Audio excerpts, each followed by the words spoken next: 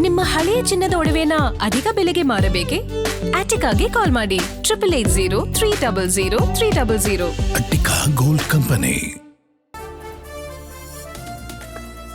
S, ಈ ಒಂದು major ಡೆವಲಪ್ಮೆಂಟ್ಗೆ ಸಂಬಂಧಪಟ್ಟಂತ ಕ್ಷಣದ ಮಾಹಿತಿಯನ್ನ ನಿಮ್ಮ ಗ್ಯಾರಂಟಿ ನ್ಯೂಸ್ ನಿಮ್ಮ ಮುಂದೆ ಇಡ್ತಾ ಇರುತ್ತೆ ವೀಕ್ಷಕರೇ.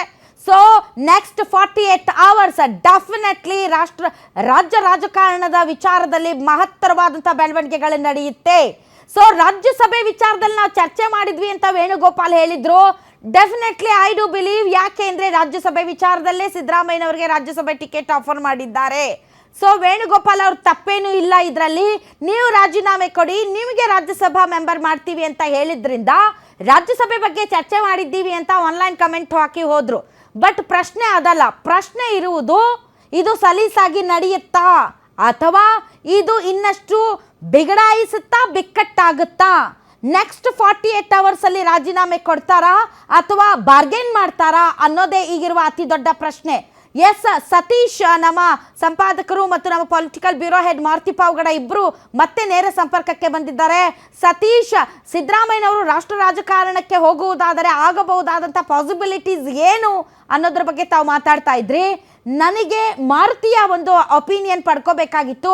ಯಾಕೆಂದರೆ ಅವರ ಸುದೀರ್ಘ ಈ ರಾಜಕೀಯ ವರದಿಗಾರಿಕೆಯ ಅನುಭವದಲ್ಲಿ ಸಿದ್ದರಾಮಯ್ಯನವರು ಅಷ್ಟು ಈಸಿಯಾಗಿ ರಾಜೀನಾಮೆ ಕೊಟ್ಟು ಬಿಡ್ತಾರಾ ಅಥವಾ ಡ್ರ್ಯಾಗ್ ಮಾಡ್ತಾರಾ, ಇದು ಸಲೀಸಾಗಿ ನಡೆಯುತ್ತಾ? ಸೊ ಏನು ಹೇಳ್ತೀರಿ ಮಾರುತಿ? ಇಲ್ಲ ರಾಧಾ, ಕಳೆದ 6 ತಿಂಗಳಿಂದಲೂ ಕೂಡ ರಾಜ್ಯದಲ್ಲಿ ನಾಯಕತ್ವ ವಿಚಾರಕ್ಕೆ ಸಂಬಂಧಪಟ್ಟಂತೆ ಚರ್ಚೆ ಆಗ್ತಿದ್ದು ನಿಜ.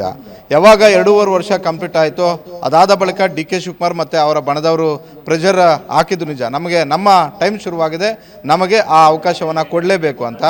ಆದರೆ ಸಿದ್ದರಾಮಯ್ಯ ಮತ್ತು ಅವ್ರ ಪಟಾವಲಂಬಲ್ಲಿ ಬೇರೆ ರೀತಿಯಾಗಿ ಚರ್ಚೆ ಆಗ್ತಿತ್ತು. ಆದರೆ ಸಿದ್ದರಾಮಯ್ಯ ಅವರು ಪದೇ ಪದೇ ಹೇಳ್ತಿದ್ದೇನು ಅಂತ ಹೇಳಿದ್ರೆ, ಕಾಂಗ್ರೆಸ್ ಹೈಕಮಾಂಡ್ ಅಂತಿಮವಾಗಿ ಏನು ನಿರ್ಧಾರ ಮಾಡುತ್ತೆ, ಕಾಂಗ್ರೆಸ್ ಹೈಕಮಾಂಡ್ ಅನ್ನೋದಕ್ಕಿಂತಲೂ ಕೂಡ ರಾಹುಲ್ ಗಾಂಧಿ ಅವರು ಏನು ಹೇಳ್ತಾರೋ ಅದರಂತೆ ನಾನು ನಡ್ಕೊಳ್ತೀನಿ, ಅವ್ರು ಏನು ಹೇಳಿದ್ರೆ ಅದೇ ಅಂತಿಮ ಅನ್ನುವಂಥದ್ದನ್ನು ಬಹಿರಂಗವಾಗಿ ಹಲವು ಬಾರಿ ಹೇಳಿದರು.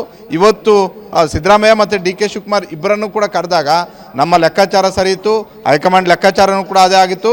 ಸುಳ್ಳು ಹೇಳಿದ್ದು ಬಂದು ವೇಣುಗೋಪಾಲ್ ಕೇವಲ 2 ನಿಮಿಷಗಳ ತಮ್ಮ ಸುದ್ದಿಗೋಷ್ಠಿಯಲ್ಲಿ ಅತ್ಯಂತ ದೊಡ್ಡ ಸುಳ್ಳು ಹೇಳಿದ್ದು ವೇಣುಗೋಪಾಲ್. ಮಾಧ್ಯಮಗಳನ್ನು ದಿಕ್ಕು ತಪ್ಪಿಸುವಂಥ ಒಂದು ಕೆಲಸ ಮಾಡಿದ್ದು ಕೂಡ ವೇಣುಗೋಪಾಲ್. ಈಗ ನಾವು ಚರ್ಚೆ ಮಾಡ್ತಿರೋದು, ಸಿದ್ದರಾಮಯ್ಯ ಅಷ್ಟು ಸುಲಭವಾಗಿ ರಾಷ್ಟ್ರ ರಾಜಕಾರಣಕ್ಕೆ ಬರೋದಕ್ಕೆ ಒಪ್ಪಿದ್ರಂತ. ಖಂಡಿತವಾಗಿಯೂ ಸಿದ್ದರಾಮಯ್ಯ ಅವ್ರಿಗೆ ಅವತ್ತು ಇಷ್ಟ ಇರಲಿಲ್ಲ, ಇವತ್ತು ಕೂಡ ಇಷ್ಟ ಇಲ್ಲ ರಾಜ್ಯ ರಾಜಕಾರಣದಿಂದ ರಾಷ್ಟ್ರ ರಾಜಕಾರಣಕ್ಕೆ ಹೋಗೋದಕ್ಕೆ. ಯಾಕಂತ ಹೇಳಿದ್ರೆ ಅವರು ಒಂದು ವೇಳೆ ಹೋಗಿದ್ದೇ ಆಗಿದ್ರೆ 94ರ ದಶಕದಲ್ಲಿ ಹೋಗಬೇಕಾಗಿತ್ತು. ಕಾರಣ ಏನಂತ ಹೇಳಿದ್ರೆ ಅವತ್ತು ಜನತಾ ಪರಿವಾರದಲ್ಲಿದ್ದರು, ಕೊಪ್ಪಳದಿಂದ ಲೋಕಸಭೆಗೆ ಸ್ಪರ್ಧೆ ಮಾಡಿದ್ರು, ಕೇವಲ 2,000 ಮತಗಳ ಅಂತರದಿಂದ ಸೋತಿದ್ರು. ಒಂದು ವೇಳೆ ಅವತ್ತು ರಾಷ್ಟ್ರ ರಾಜಕಾರಣಕ್ಕೆ ಹೋಗಿದ್ರೆ 2 ಬಾರಿ ಮುಖ್ಯಮಂತ್ರಿ, 2 ಬಾರಿ ವಿರೋಧ ಪಕ್ಷದ ನಾಯಕರಾಗಿ ರಾಜ್ಯದಲ್ಲಿ ಆಗ್ತಿರಲಿಲ್ಲ. ಅದಾದ ಬಳಿಕ ಅವರಿಗೆ ದೇಶದ ರಾಜಕಾರಣದ ಬಗ್ಗೆ ಆಸಕ್ತಿ ತೋರಲಿಲ್ಲ.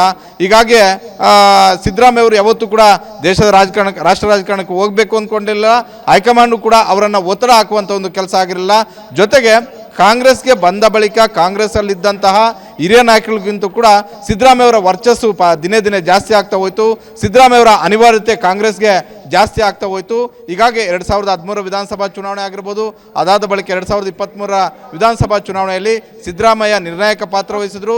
ಸಿದ್ದರಾಮಯ್ಯವರು ಮುಖ್ಯಮಂತ್ರಿ ಆಗಬೇಕು ಅಂತ ಹೆಚ್ಚು ಶಾಸಕರು ಕೈ ಎತ್ತೋದ್ರ ಹೆಚ್ಚು ಶಾಸಕರು ಅವ್ರ ಪರ ನಿಂತ್ಕೊಂಡಿದ್ದರ ಫಲವಾಗಿ 2 ಬಾರಿ CM ಆಗೋದಕ್ಕೆ ಕಾರಣ ಆಯಿತು. ಮತ್ತೊಂದು ಪಾಯಿಂಟ್ ಇದೆ, ಸಿದ್ದರಾಮಯ್ಯ ಅವರಿಗೆ ಯಾವ ಕಾರಣಕ್ಕೋಸ್ಕರ ರಾಷ್ಟ್ರ ರಾಜಕಾರಣಕ್ಕೆ ಹೋಗೋದಕ್ಕೆ ಆಸಕ್ತಿ ಇಲ್ಲ ಅಂತ ಹೇಳಿದ್ರೆ, ಒಂದು ಸಿದ್ದರಾಮಯ್ಯ ಅವರಿಗೆ ಇಂಗ್ಲಿಷ್ ಫ್ಲೂಯೆನ್ಸ್ ಬಹಳ ಚೆನ್ನಾಗಿದೆ. ಹೋಗೋದಕ್ಕೆ ಆಸಕ್ತಿ ಇಲ್ಲ ಅನ್ನೋದಕ್ಕಿಂತ ವೆರಿ ಇಂಪಾರ್ಟೆಂಟ್ ಕ್ವಶನ್, ಈ ಟ್ರಾನ್ಸಿಷನ್ ಏನಿದೆ, ಈ CM ಬದಲಾವಣೆ ಏನಿದೆ, ಇದು ತುಂಬ ಈಸಿಯಾಗಿ ಸಲೀಸಾಗಿ ಆಗುತ್ತಾ ಅಥವಾ ಇದು ಇನ್ನಷ್ಟು ಜಟಿಲವಾಗ್ತಾ ಹೋಗುತ್ತಾ?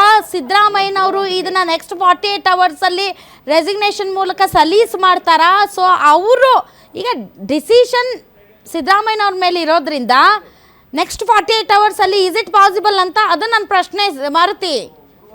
ಇಲ್ಲ, ರಾಹುಲ್ ಗಾಂಧಿ ಅವರ ಮುಂದೆ ಸಭೆ ಆದ ತಕ್ಷಣ ಸಿದ್ದರಾಮಯ್ಯ ಮತ್ತು ಹಲವು ಸಚಿವರುಗಳು ಹೋಗಿರುವಂಥದ್ದು ದೆಹಲಿಯಲ್ಲಿರುವಂತಹ ಜಾರ್ಜ್ ನಿವಾಸದಲ್ಲಿ ಡಿನ್ನರ್ ಮಾಡಿದ್ದಾರೆ. ಡಿನ್ನರ್ ಮಾಡುವಂಥ ಒಂದು ಸಂದರ್ಭದಲ್ಲಿ ಹೈಕಮಾಂಡ್ ಮುಂದೆ ಏನೆಲ್ಲ ಚರ್ಚೆ ಆಯಿತು, ನಾನೇನು ಹೇಳಿದೆ, ರಾಹುಲ್ ಗಾಂಧಿ ಅವರು ನನಗೇನು ಹೇಳಿದ್ರು ಅಂತ ಹೇಳಿದ್ದಾರೆ. ಗ್ಯಾರಂಟಿ ನ್ಯೂಸ್ಗೆ ಸಿಕ್ಕಿರುವಂತಹ ಸಿದ್ದರಾಮಯ್ಯವರ ಆಪ್ತರಿಂದ ಸಿಕ್ಕಿರುವಂತಹ ಮಾಹಿತಿಯ ಪ್ರಕಾರ ಗುರುವಾರ 12 ಗಂಟೆ ಒಳಗಡೆ ಸಿದ್ದರಾಮಯ್ಯ ಅವರು ತಮ್ಮ ಸ್ಥಾನಕ್ಕೆ ರಾಜೀನಾಮೆ ಕೊಡ್ತಾರೆ. ಇದರಲ್ಲಿ ಯಾವುದೇ ಅನುಮಾನವೂ ಕೂಡ ಇಲ್ಲ. ರಾಹುಲ್ ಗಾಂಧಿ ಅವರು ಏನು ಹೇಳಿದಾರೋ ಅದರಂತೆ ನಾನು ನಡ್ಕೊಳ್ತೀನಿ, ಕಾಂಗ್ರೆಸ್ಸಲ್ಲಿ ನನಗೆ ಎಲ್ಲ ಅವಕಾಶಗಳು ಕೂಡ ಸಿಕ್ಕಿದ್ದಾವೆ ಅನ್ನುವಂಥದ್ದನ್ನು ಹೇಳಿದ್ದಾರೆ. ಅದೇ ಮುಂದುವರೆದು ಹೇಳ್ತು, ನಾನು ರಾಷ್ಟ್ರ ರಾಜಕಾರಣಕ್ಕೆ ಹೋಗುವಂಥ ಒಂದು ವಿಚಾರಕ್ಕೆ ಸಂಬಂಧಪಟ್ಟಂತೆ 2 ದಿನಗಳ ಸಮಯ ಕೇಳಿದ್ದೀನಿ.